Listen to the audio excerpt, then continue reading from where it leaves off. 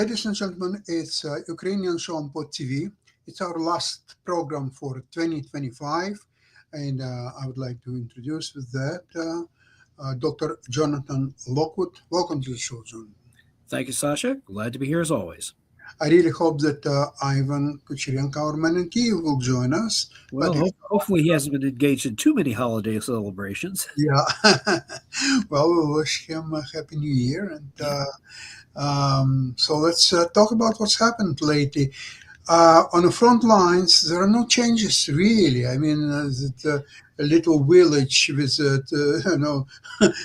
less than 50 people could change hands, and then the next hour and a half change back. Yeah, so just like in World War One on the trench lines, it's difficult to comment really. And if it wouldn't be for all this Trump's peace game, there would be nothing really to discuss it even, because the war would end by itself without any help from anybody, because if both sides cannot make any progress, and each one who is trying to make progress is losing 98 out of 100 their men in a matter of 25 minutes. Yeah, it's difficult to argue with that momentum, because the momentum in military terms is still proceeding very heavily in Ukraine's favor, much to the surprise of most Western analysts, because you keep hearing Western analysts talking about how Russia has the advantage in resources and so forth, and they're so much larger, and yet they're taking staggering losses in comparison to Ukraine. And Ukraine has more effectively exploited technological innovation than Russia has. And right now, as I've stated before, the Ukrainians are still continuing to degrade not only Russia's economy and its war potential and its logistics, but also, most crucially, the air defenses over Crimea. Now, as we've talked about this before, but one does not go about reducing the air defenses of a particular sector just for the heck of it. This is a prelude to another larger action. Once Ukraine is able to effectively gain air superiority over Crimea, then the stage is set for Ukraine, at a time and place of its own choosing, to launch its counteroffensive into Crimea and force the Russian occupiers to surrender. And here's Ivan with perfect timing. Hello, gentlemen. Sorry for a small delay. Recovered from your celebrations yet? Not yet. All right. We discussed that there is no progress on the front lines from any of the only progress is in reverse on Ukraine's side. They're still continuing to inflict these massive casualties on the Russians. So, yeah, if it wouldn't be for peace talks, or so-called peace talks, or whatever it might be, it would be over by now, because neither can make a progress. So if you are banging in for several months now, even years, and you are not making any progress, it takes you more than a year to take or Bakhmut or any other little villages. Now, I've heard they are fighting for some little. It's not even village. It's less than that. It's about. It's a pile of bricks. Yeah, it's 50 people living there, so it's changing hands. Okay, now it's Russian are in control. Well, hour and a half later, Ukrainians are in control. So that's really all what's happening on the front lines. Ivan, what do you know? And by the way, do you have a movie? Yeah, I have a movie, but we will, I think, watch it a little bit later, because I prefer to answer your question. Yeah, on the battlefield, the situation is pretty stale. Russians, they don't have great progress, and they still cannot occupy the full Pokrovska, Mirnograd. They were thrown back from Kupiansk, and it was a very funny situation for Putin, who claimed that Russian forces control Kupiansk, and then President Zelensky appeared there and showed that, okay, yeah, and it was a really magnificent operation of the Ukrainian forces. Actually, there is progress.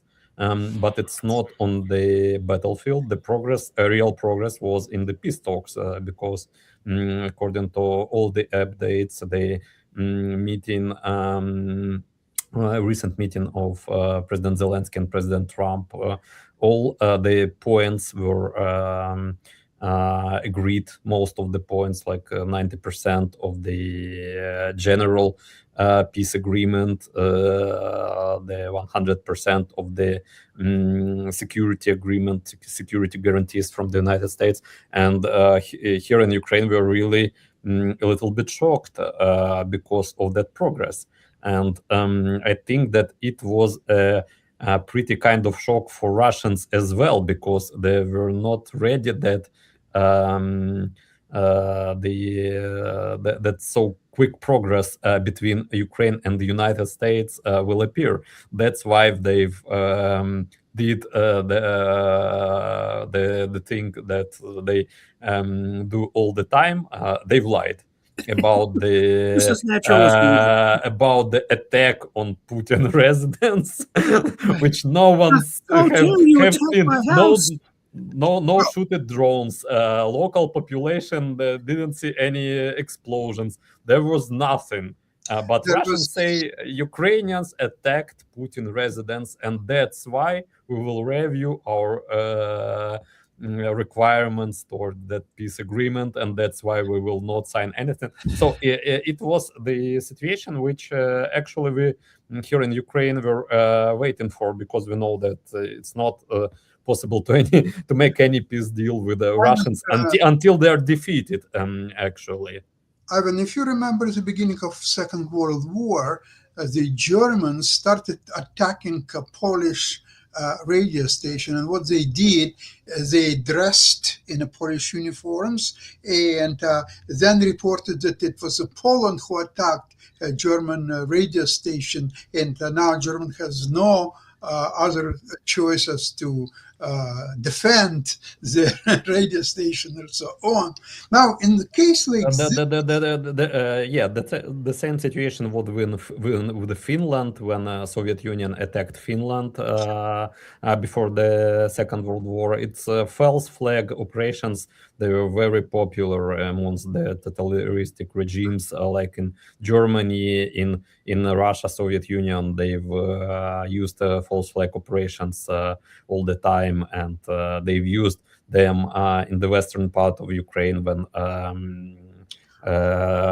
Soviet soldiers, like NKVD soldiers, dressed like the soldiers of Ukrainian rebel army, and attacked Polish and attacked civilians in order to show that Ukrainian rebel army UPA is some kind of bandits who attack everything.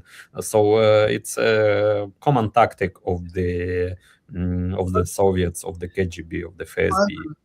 The Russians reported that there was exactly 91 Ukrainian drones who attacked Putin's residence.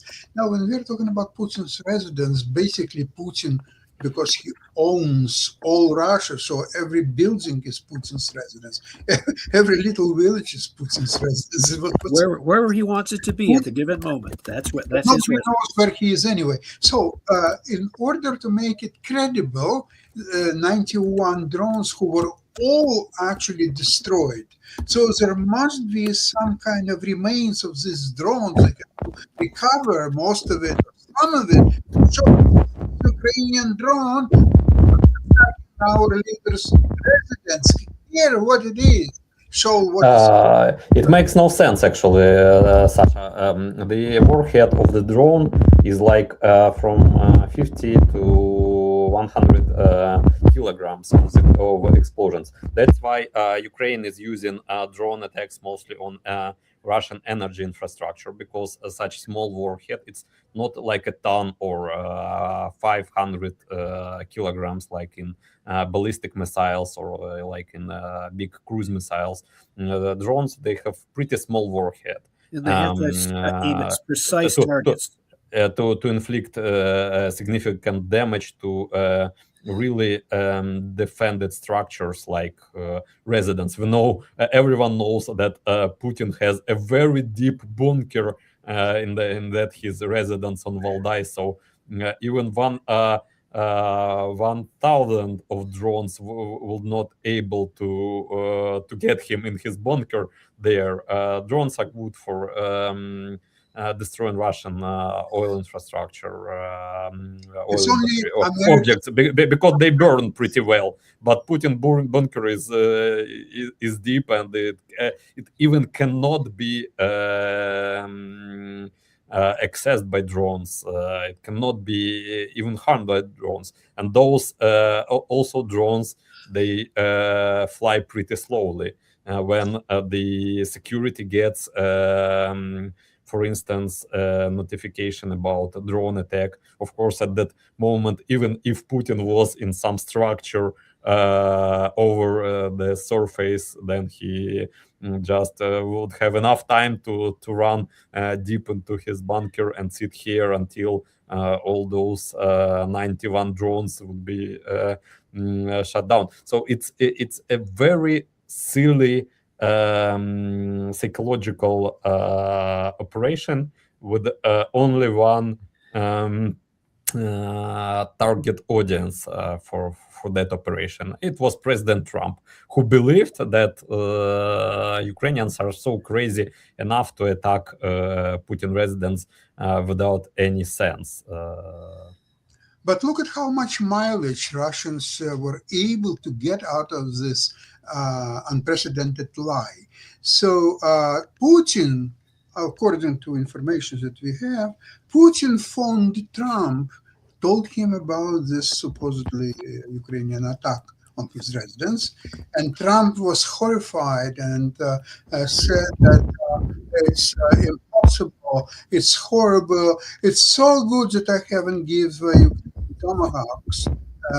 And Putin said, well, we have to adjust our negotiation strategy, and we will prepare a punishment for the Ukrainians one way or another, and so on. So this is another example of effective propaganda and manipulations. What can I say, Jonathan? What do you think?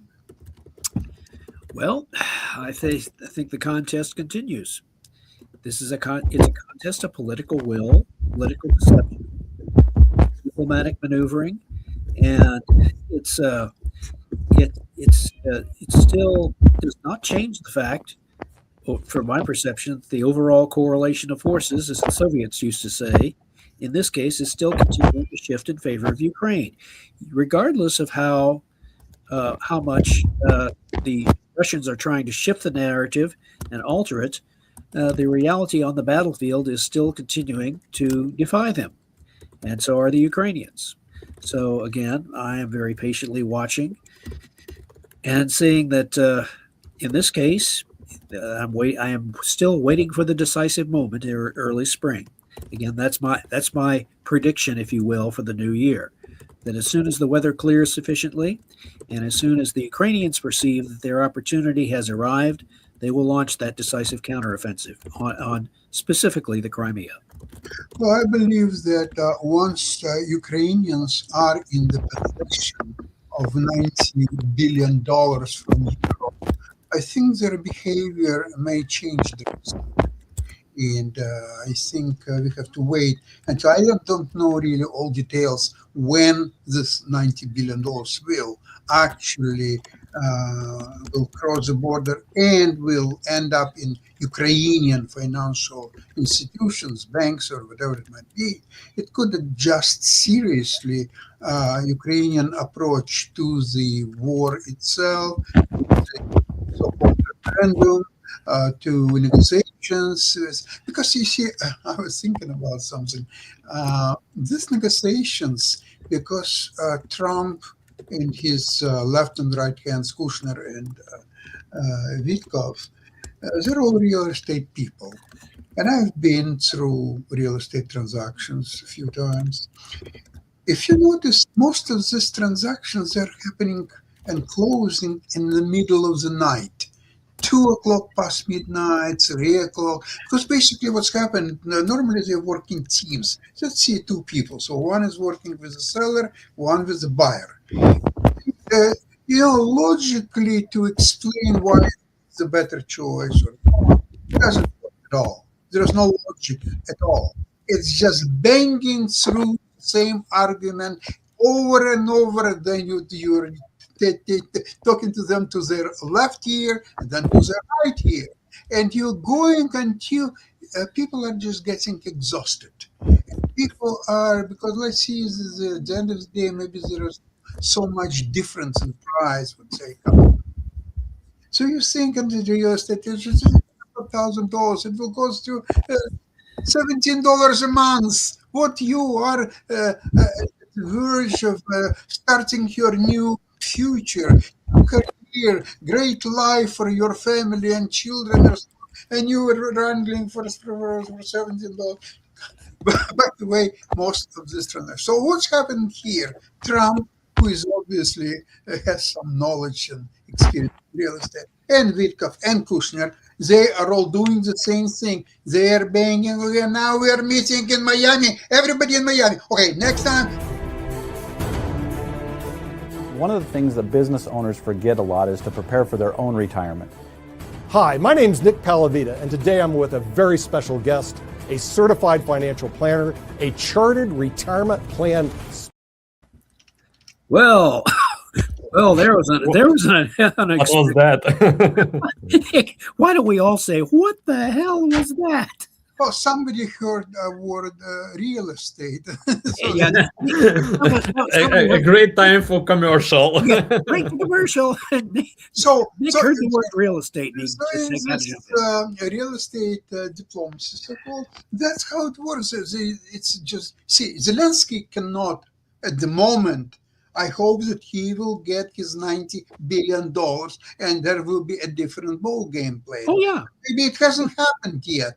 So it's in the process or so on. So he cannot upset Trump. He cannot upset Europeans. So he has to play alone and do this stupid smile when so much bullshit is going on. Like Russia is Putin Russia- wants a prosperous Ukraine. Yes, and Putin wants to guarantee this prosperity. We want the best deal possible for you. to provide Ukraine with cheap energy resources. He will get the energy from Ukraine. Nuclear After you finish blowing up all our oil reserves. So we will have to see this lunacy going on for some time yet. Now, when you're talking about 20 points plan, and it's true that 90% was already solved. It's only 10% left. But if you will take all those 20 points from the last one, the less significant one, going on and on to more significant, and finally a second and first, the most significant points. Neither of these two is being solved, not even close. The territory, the Donbass, it's not solved and it's not even close to be solved. Zelensky is not against holding a referendum on whether Ukrainian forces could leave Donbass or not. But he wants guarantees that during the referendum there will be no bombardments and attacks from Russians. And Putin is not willing to provide that guarantee, and nobody else can provide this guarantee anyway. So we are back to square one. That question is not solved. It's not going to be solved unless they will bang Zelensky 24 hours a day, every day of the week in Miami, in Europe, in Oman, in Dubai, in Turkey, and everywhere across the globe. You finish this meeting, you go to that meeting. You have to go now to that meeting, and then you will be bang and bang and bang and bang. That's only how it can work, in my opinion. But we'll see. It's just another contest of wills, and Zelensky has shown that even when someone like President Trump earlier in 2025 said, "You don't have any cards," and Zelensky just very quietly thought to himself, "Yes, I do have the cards." and he proceeded to use them. So I suspect that Ukraine, the military and political leadership, have more cards which they are not showing for very good reason, because they want to be able to inflict both strategic and operational surprise on the Russians, as well as on the West. So they are. I would say that Zelensky is playing his hand very well, if you want to put it in terms of a poker analogy. Jonathan, what prevents Zelensky, again, provided that he's got $90 billion? That's a Right. very, very important question right now.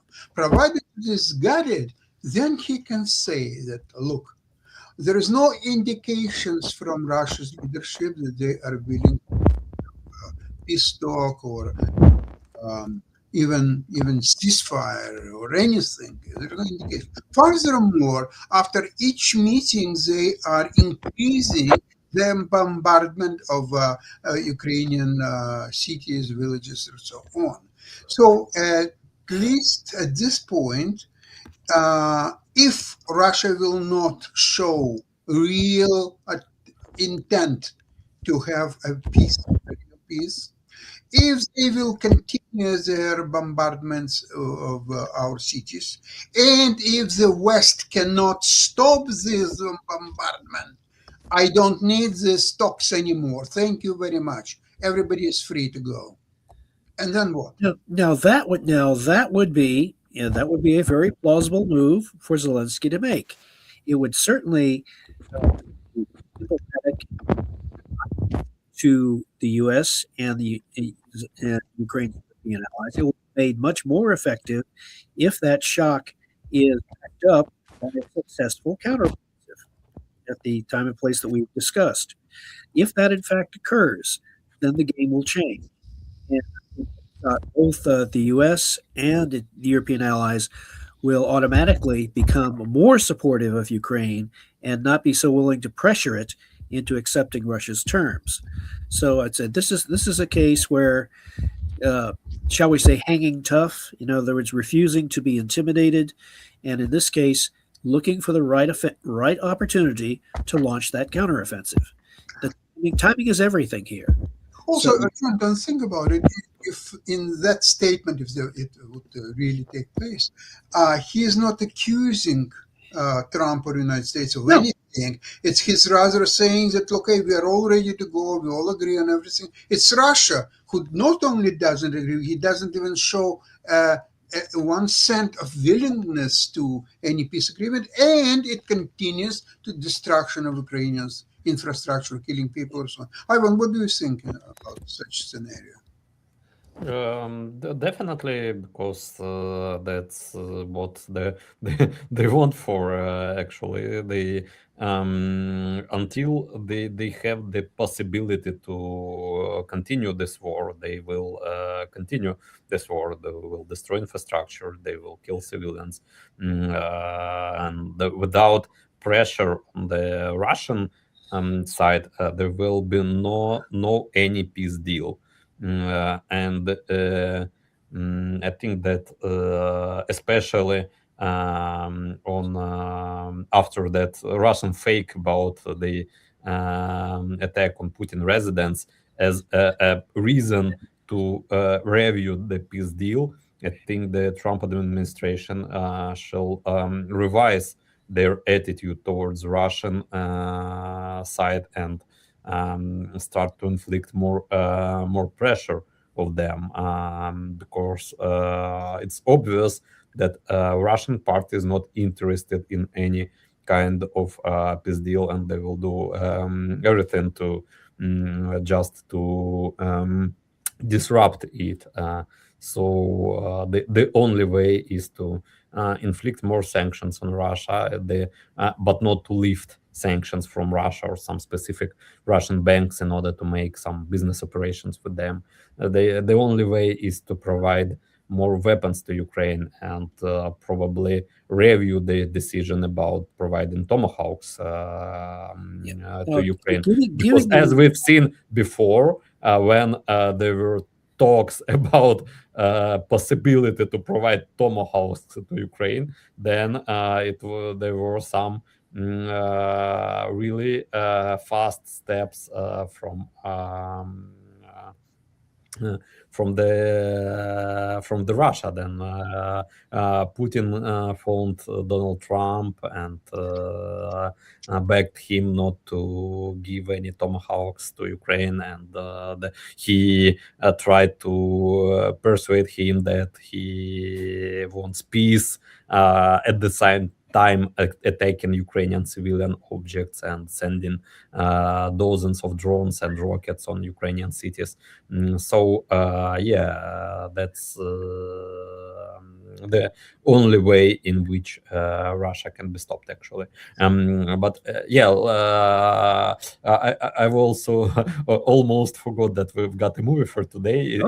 It was not about what we were discussing. It's a really nice movie from one Frenchman who lives in Ukraine and who really is pretty tired about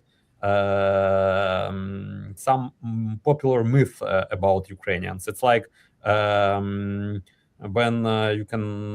you ask Americans about Kiev, and he says, "Oh, it's somewhere in Russia," or something like that, before the Russian full-scale invasion, because now I think every American knows where Kiev is and that it's not part of Russia. But before that, for most of people in Europe, in United States, they've considered Ukraine to be a part of Russia, to be a part of Soviet Union, Russians and Ukrainians like one nation, and all that bullshit which Russian Soviet propaganda tried to implement for decades, actually. And it's a really nice movie which explains several popular myths about Ukraine and Ukrainians, so we can watch it.